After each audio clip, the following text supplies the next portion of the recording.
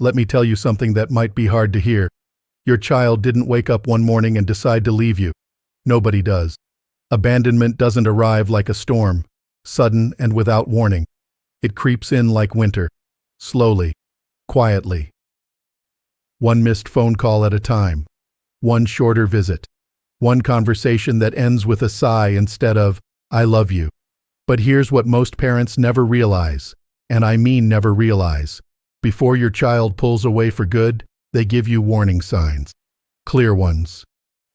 They don't write you a letter. They don't sit you down for a formal conversation. They do something much simpler. They ask you questions. 5 questions to be exact. 5 questions that sound ordinary, maybe even annoying, but each one carries an enormous weight beneath the surface. Each one is your child reaching out, testing the water, asking one fundamental thing.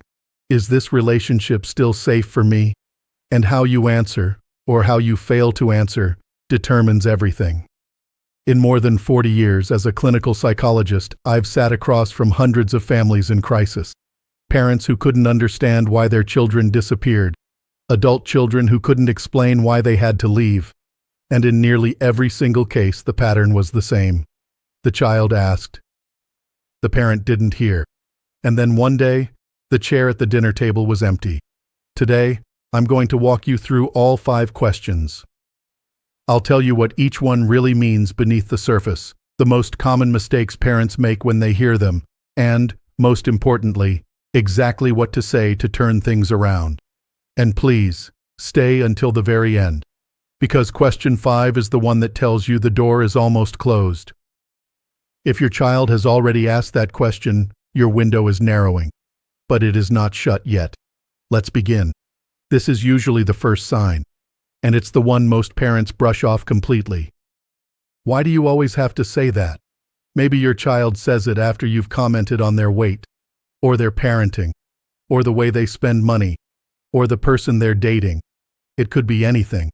The specific topic almost doesn't matter. What matters is the word always. When your child uses the word always, they're not reacting to what you said right now. They're reacting to a pattern. They're telling you, "I've heard this before, many times, and every time you say it, I feel a little less seen and a little more judged." I call this the repetition protest. Your child isn't protesting the content of your words. They're protesting the repetition itself, because repetition, in a relationship, sends a very specific message. It says, "I don't believe you've changed. I don't trust you to handle this. I still see you as the person you were 10 years ago." And that is a painful message to receive from your own parent. Now, here's where most parents go wrong. The instinct is to defend yourself. I say it because it's true. I'm just trying to help. If you'd listen, I wouldn't have to keep saying it. Every one of those responses confirms exactly what your child fears, that you will never stop. That you cannot see them as they are now. That the script will never change.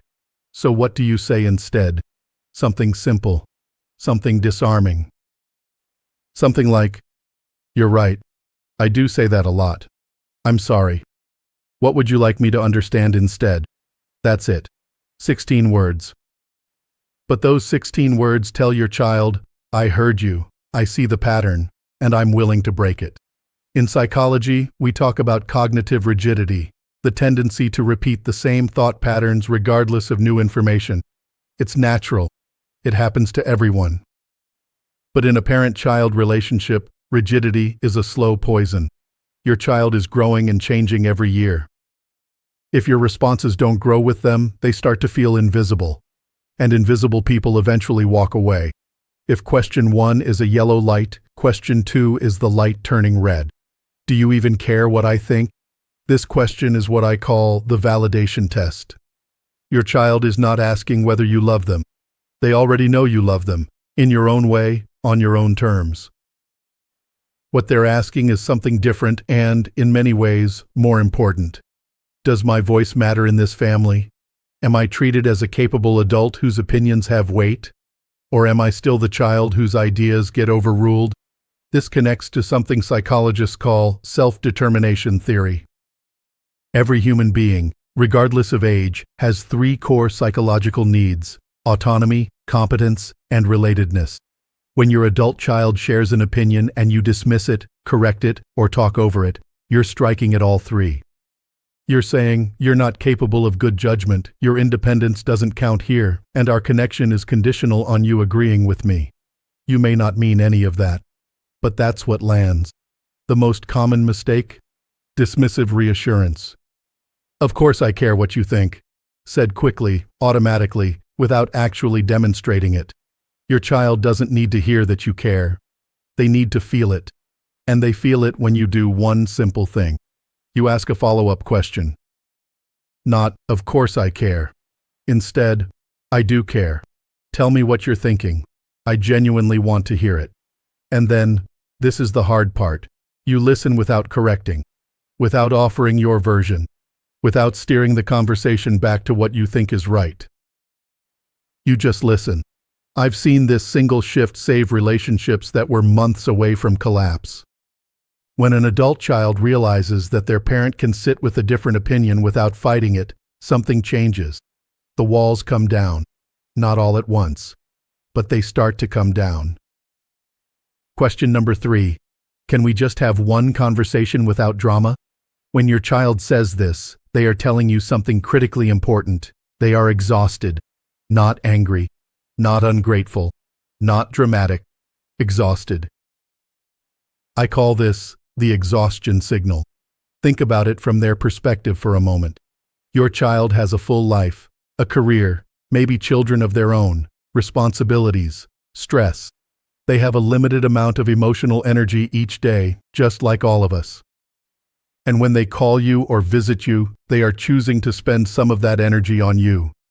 That is a gift.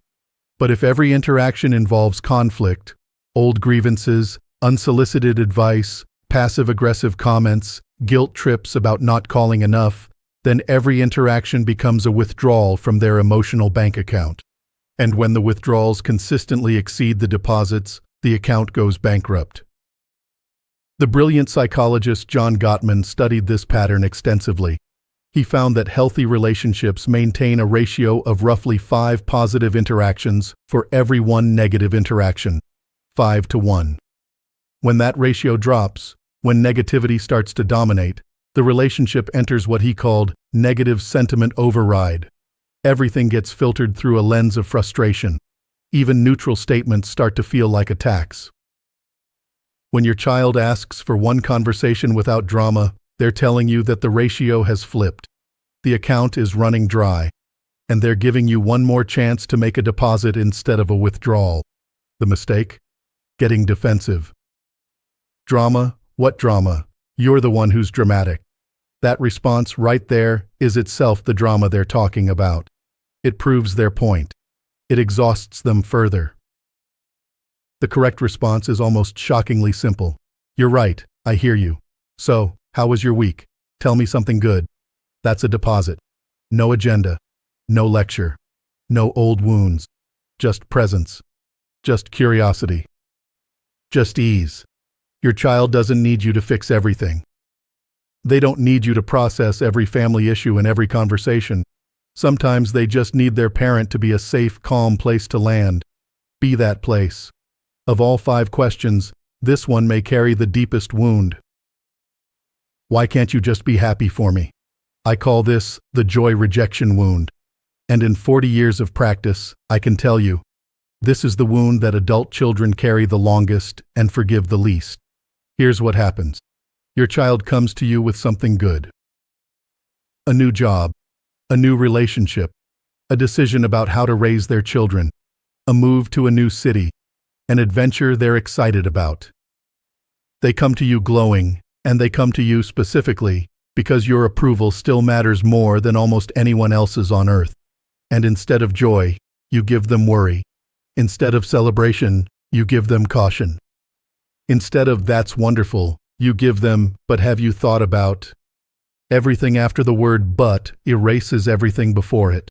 Your child hears, "I'm not happy for you, I'm afraid for you, I don't trust your choices, your joy is my anxiety."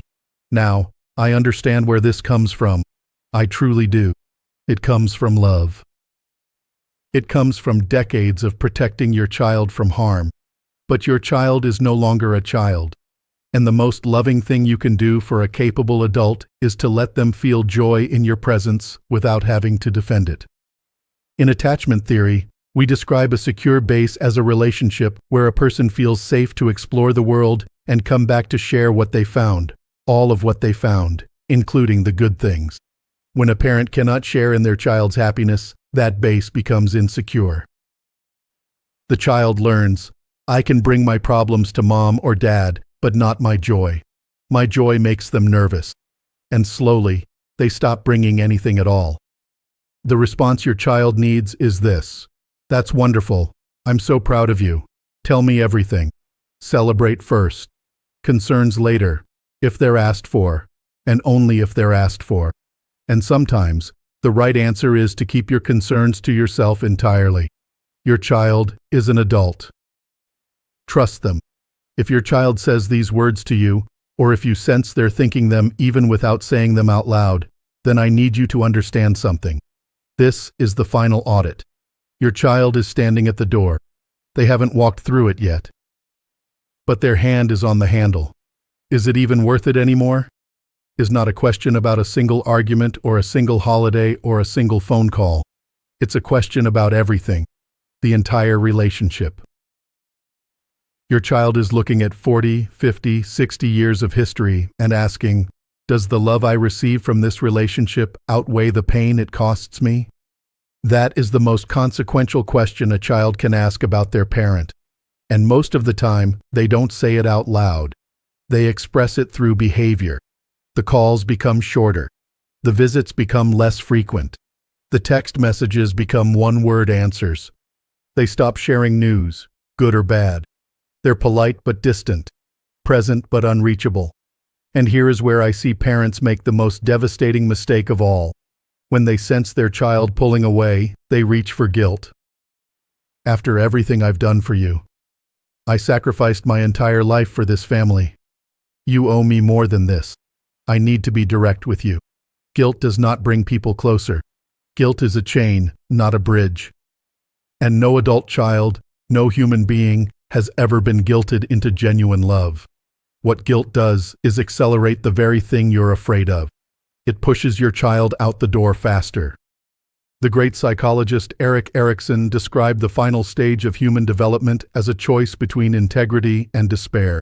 Integrity means looking at your life honestly, accepting what you've done well and what you've done imperfectly, and choosing growth even now.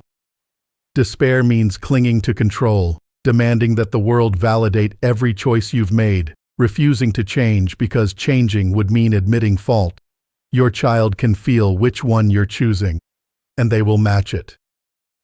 If you choose despair, if you choose guilt and control and defensiveness, they will choose distance. But if you choose integrity, if you choose honesty and openness and the willingness to grow, they will choose to stay. So what do you say when you feel your child conducting this final audit? You say the hardest, most courageous words a parent can ever say. I don't want to lose you. I know I haven't always gotten it right. Tell me what you need from me. I'm listening, and I'm willing to change. That is not weakness. That is the single strongest thing a parent can say. Because it requires something most people never develop, the courage to be imperfect out loud. So let me bring this together for you. 5 questions, 5 warning signs. But notice, they aren't random. They follow a very specific emotional sequence. Each one represents a deeper need than the one before. Question 1. Why do you always have to say that? Is a need to be seen as they are now. Question 2. Do you even care what I think? Is a need to be respected as a capable adult. Question 3. Can we just have one conversation without drama? Is a need for emotional safety. Question 4. Why can't you just be happy for me? Is a need to share joy without judgment. And question 5. Is it even worth it anymore? Is a need to know that the relationship is worth the cost of staying. Seen, respected, safe, celebrated, valued. That's all your child is asking for. Not perfection. Not a flawless parent. just a parent who is willing to hear these questions for what they really are. And I want you to hold on to this, because this is the most important thing I'll say in this entire video. Your children do not ask these questions to hurt you. They ask because they still hope you'll hear them. The day they stop asking is the day you should truly worry. A question, even an angry one, even an exhausted one, is still a bridge. Silence is the wall. If your child is still asking, the bridge is still standing. Walk across it.